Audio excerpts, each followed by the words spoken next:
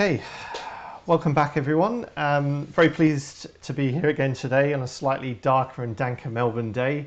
Looks a bit brighter out the window where you are, Steve. It's a lovely day up here at Lamington National Park in Queensland. It's a great pleasure to be joined here by Steve Noakes. Steve is the chair of Binna Burra Lodge. And Steve, welcome. First thing I wanted to ask you was to tell me a little bit about the connection you have to Binna Burra and why Binna Burra is such an important place. Oh, thanks, Simon. Thanks for having me today.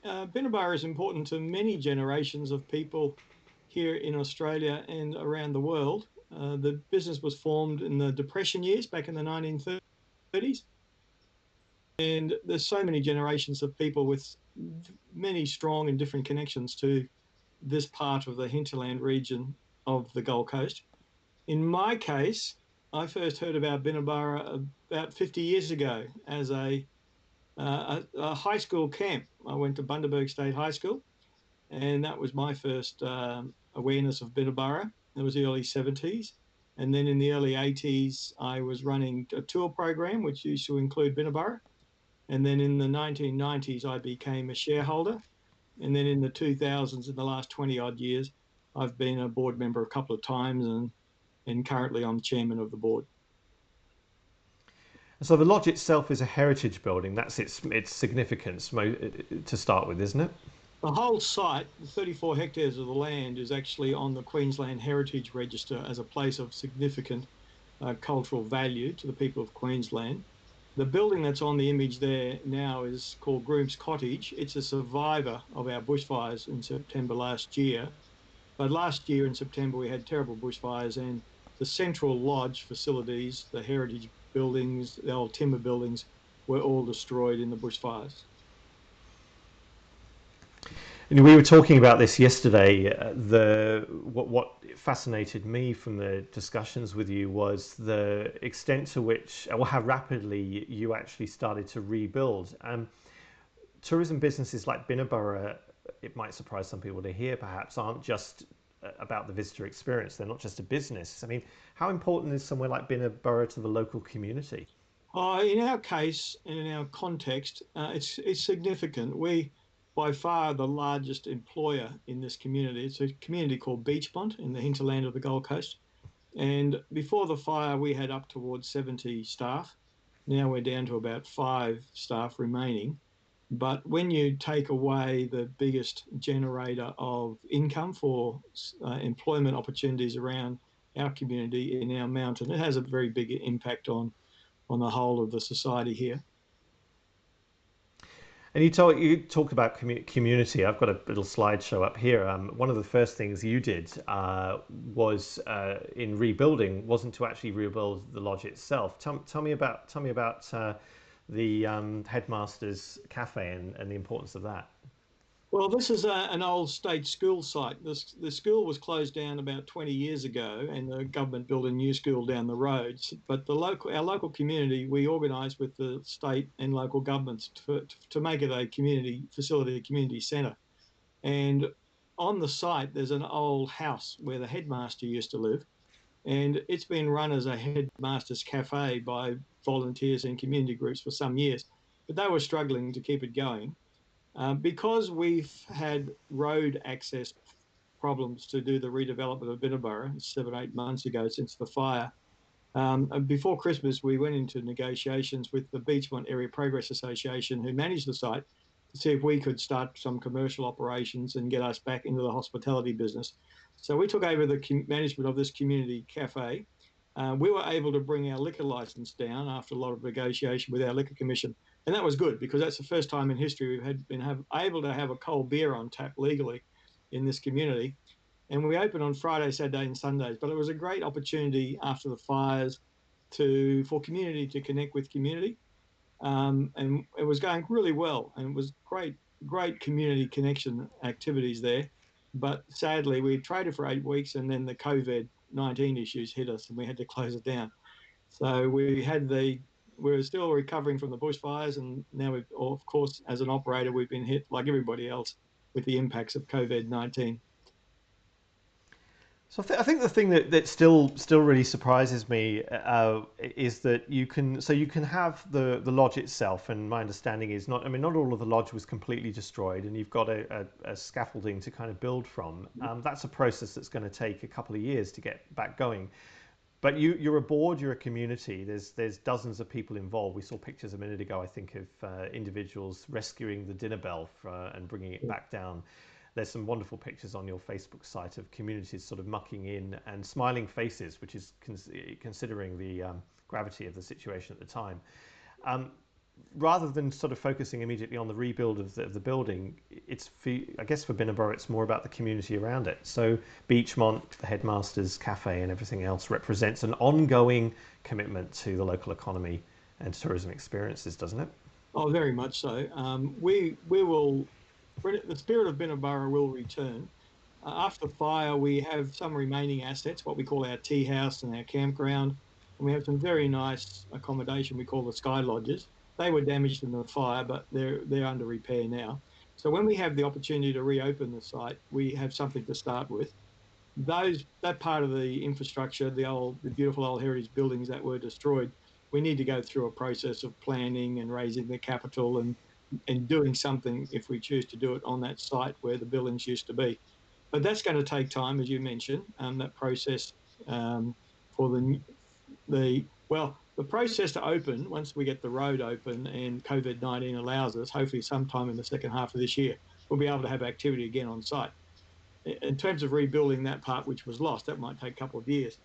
But in this interim period, we the Binna Burra brand or the Binna Burra message is very strong in our local community, but wider than that community also.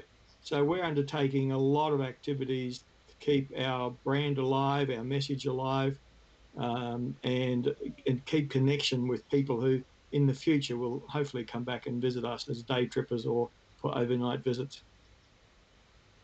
And that community is quite extensive. Tell me a little bit about the people who are involved in some of the decisions that you'll be making with a view to heading forward on rebuild. You've both got sustainability issues, obviously, with fire, but also you're heavily involved with the academic community as well. How are you using those resources to build something better?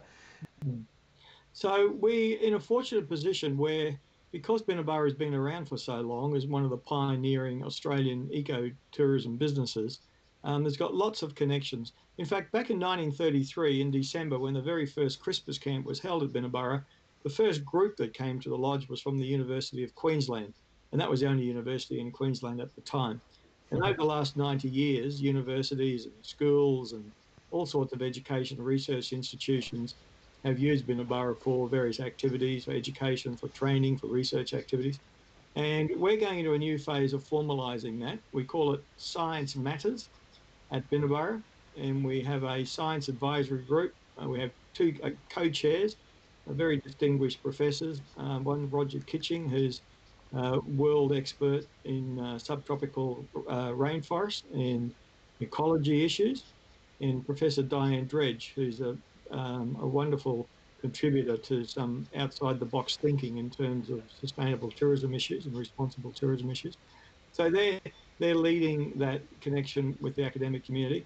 Since the fire, I've got a database of about 3 dozen really significant researchers around Australia from a dozen odd universities who've offered to contribute something to help us in our recovery process. And they could be a whole range of issues to do with the physical sciences or biological issues and social sciences.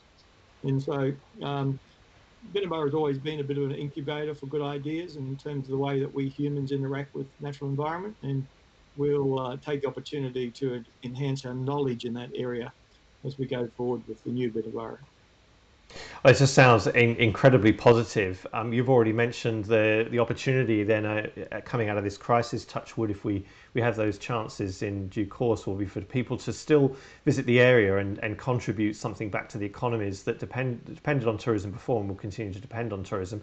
You have one project in the offing which is quite unique. You mentioned that I think would be in Australia first. Is that right? That you're developing at the moment? That's right. Just before the fire, we got an announcement, a confidential announcement, after an extensive competitive bidding process to to build innovative new tourism products in Queensland, and the state government had awarded us funds to build Australia's first commercial via ferrata. Now, via ferrata is an Italian word that means iron path, and it's a very popular activity throughout Europe and North America and New Zealand, but not so much knowledge about it here in Australia.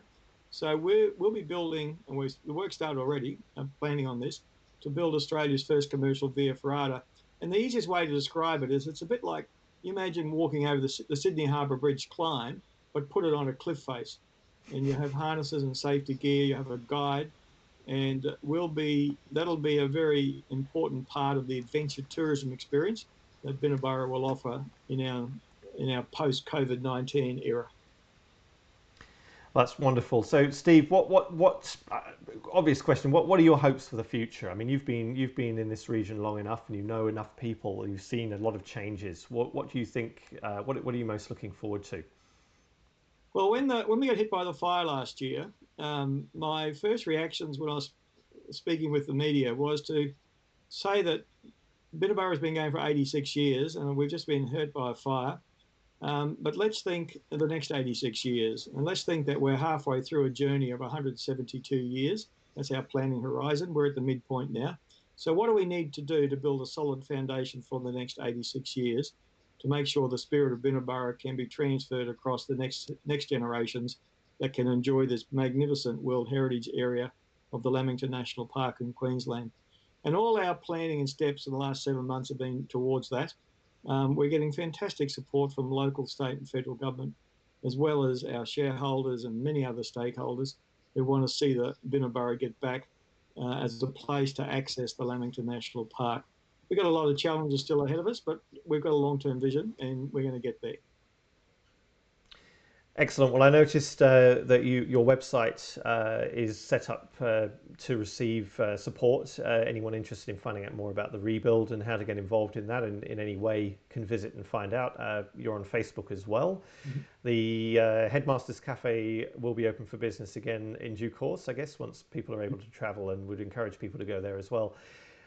Steve, thank you for your time. It's been a pleasure, as always, to catch up and talk to you. And good luck with everything, and keep us informed about how things go. That's great. Thank you, Simon. No problem. Have a great day. Bye-bye. Bye.